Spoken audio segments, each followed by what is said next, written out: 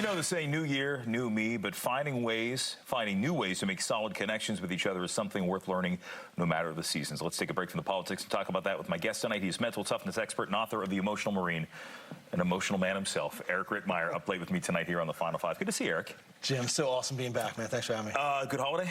Awesome. Yeah. I slept. That's what I do. So we always have you on here when we talk about, the last time we had you on, we were talking about just interacting with family and trying to get through what could be some tough discussions around the holidays. So now it's a new page, new year. We're tearing back the calendar. It's 2023 now. Let's talk about something that you're coming up with here. You kind of come up with these acronyms. I do. I'm a former Marine, right? So we need these things so we can actually function. If I don't have these acronyms, I don't know how to function.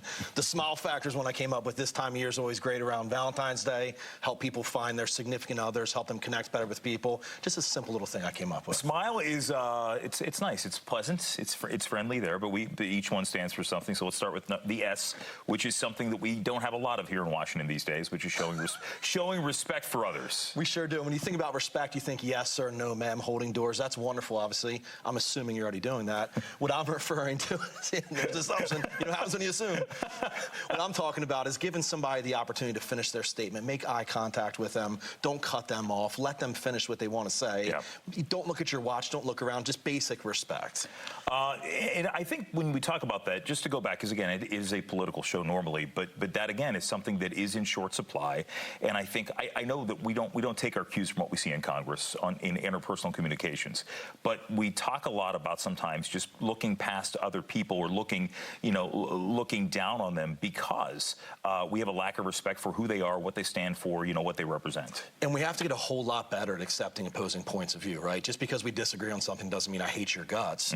We have to get much better at just controlling the emotion to recognize these are decent humans we're dealing with. We have different points of view. It's what makes this whole nation so wonderful. M stands for make it all about me, which that's one thing that I have I sometimes have issues with, because when I'm talking with somebody, especially when I'm composing an email, I try to avoid using I think, I like, I want, because I think I should try to make it about the other person. But what does that mean in this context, making it all about me? Yeah, when you meet somebody new, make it all about that person. So ask them questions. So when I say make it about me, it's really what I want from others. Good, okay. So it's make it all about me. A great way to do this is another acronym within an acronym: FROM. Family, recreation, occupation, motivation. When you meet somebody, try to find something you have in common with it in one of those four categories. Yeah. Ask more questions, learn more about it. So the tried and true DC question about asking somebody what they do in the first 2 minutes of meeting them, not necessarily to that extent. Probably not, because you don't end up in a fist fight, but you can find out something they like to do for motivation. Yeah. Maybe drink beer or something, I don't know. L is make me laugh. Wait, okay. Make me feel important. I almost missed I there. Make me feel important, Eric. One great way to make somebody feel important is to use that person's name. See, you did it already. There you go. When you hear that name, it makes it sound so awesome. Just make it all about that person. We think we're important. We think we have a wonderful story. Ask more about it. Be into that person. Critically important to point out, must be authentic, must be sincere. It's one thing, too, when we do interviews with politicians especially, you can tell the ones that know the game are the ones who will answer a question with, well, Jim, I think this. And then that perks me up a little bit. Because sometimes if you're trying to interview somebody, you're trying to talk with somebody who has a list of talking points they're trying to get off of, these are not talking points. But, that's the one thing that will get my attention very quickly, is when you do that. It's the most beautiful word in the language. When somebody says our name, our ears instantly perk up. We love it. L is make me laugh. This is low-lying fruit, right? We live in this serious society now where everybody gets so angry for no reason. Yeah. Laugh, be funny, be goofy. I told dad jokes. You want to hear one? Yeah, go for it. Did you hear about that new restaurant on the moon? I did not, Eric. Great food, no atmosphere. Thanks. You made Karen laugh. That's the important part. I love Karen. Thank you, Karen. Starting to give me a complex around here. E is earn my trust, and that's something that is another thing that's in short supply. And you find yourself sometimes wondering, how can I trust this person? How can we invest time and energy with that other person and knowing it's being well spent? Building trust is not easy to do. One great way we can start off almost instantaneously building trust is to be a better listener.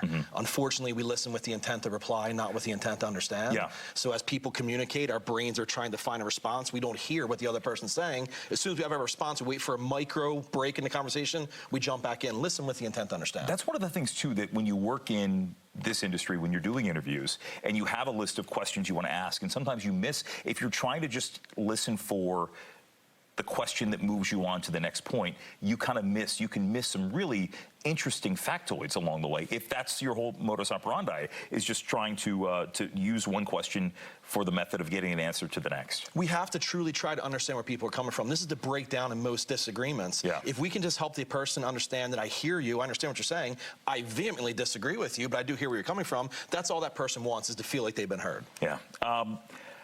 I mean, is this sort of a resolution? I mean, do you find yourself, as you go into a new year, trying to find a resolution, like trying to come up with something, an acronym to make your life a little better, to encourage people to make their lives a little richer? Or is this just part of what it's like to be Eric Rittmeyer? This sounds kind of cheesy, like pie in the sky, rainbow, Skittles, unicorns, and shoulder rubs, but I truly do love the idea of helping people have deeper relationships. And this is what it's all about. It's connecting with people on an emotional level. We're taught to turn off emotions, to not feel it, to not let others know that we're upset, that we're sad, that we're happy, that we want to cry. Show the emotion, learn to recognize it, control it, connect with that person on a deep level, at home, at the office. When you connect emotionally, relationships are 1,000 times deeper. Yeah, no doubt about that. And it's always good to have you here on Fox 5, and you join us on Like It or Not tonight. It was just always good to have, again, just finding ways to make that connection outside of just talking to you for 5 or 6 minutes. The book is called The Emotional Marine. Eric Rittmeyer. Good to see you again, my friend. You're the man, Jim. Thanks for having me. Good to see you. And the Final Five is back right after this.